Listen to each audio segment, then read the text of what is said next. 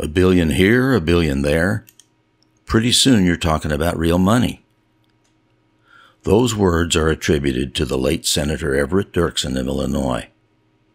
He was talking about federal spending, and the year was 1962.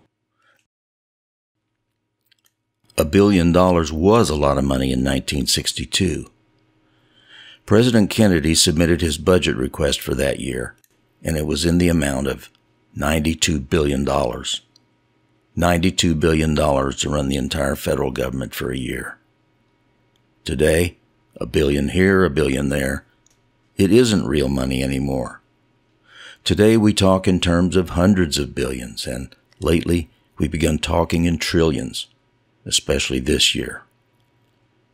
A billion here, a billion there. In 1962, $1 billion was more than 1% of the federal budget. And even at that, they were spending $1 billion every 4 days. This year, 2020, however, our federal government is spending $1 billion every 3 hours. But a trillion. How much is a trillion? Well, it takes 1,000 thousands to make a million. It takes 1,000 millions to make a billion. And it takes 1,000 billions to make a trillion. That's 1,000 billions to make 1 trillion. A trillion of anything is a hard number to get your head around. Let's try. How long is a trillion seconds? A trillion seconds is, ready for this, 31,700 years. A trillion seconds. How about a trillion inches? A trillion inches? 15.8 million miles. How about $1 trillion? $1 trillion is 90 days at the U.S. Treasury, and that's in a normal year. This year, it's more like every 45 days. $1 trillion.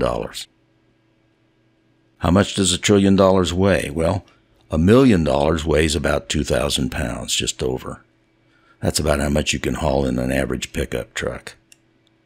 $1 trillion weighs 2 billion pounds.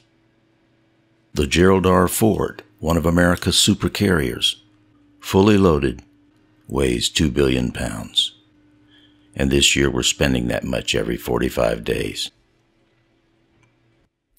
How about volume? If we took $1 million and stacked it up into a nice neat cube, we'd have a cube 40 cubic feet in volume. That's a cube about 3.5 feet on each side. $1 million. $1 trillion, 39 million cubic feet. That's a cube 341 feet in each dimension. If we took that cube and dropped it down on Yankee Stadium with one corner on the home plate and the two of the sides going down the foul lines, that cube would nearly overlap the entire playing field. And remember, it's 341 feet high as well. And we spend that much every 45 days. What about area? If we took $1 million and paved the ground with it, it would cover an area of about 111,000 square feet. That's $1 million. That's 333 feet square. That's about 2 football fields laid side by side. $1 trillion, however, 40 million square feet. That's 4,000 square miles. We could pave New York City 9 times over with $1 trillion. And we spend it every 45 days. How about end to end? If we took dollar bills and laid them down end to end, $1 million would extend 97 miles. You could drive from Phoenix to Tucson on $1 million.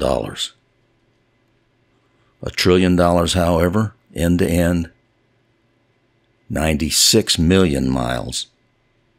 We could drive to the sun and 3 million miles beyond on $1 trillion, and we spend it every 45 days.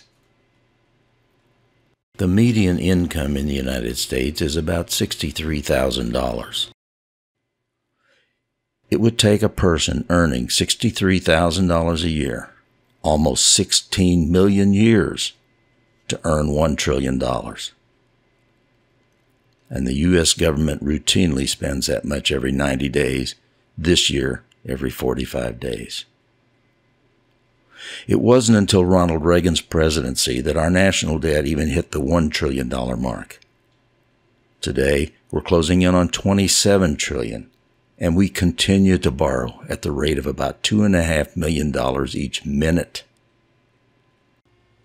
That, people, is a greater threat to our country than China or Russia or COVID-19. And no one is talking about it.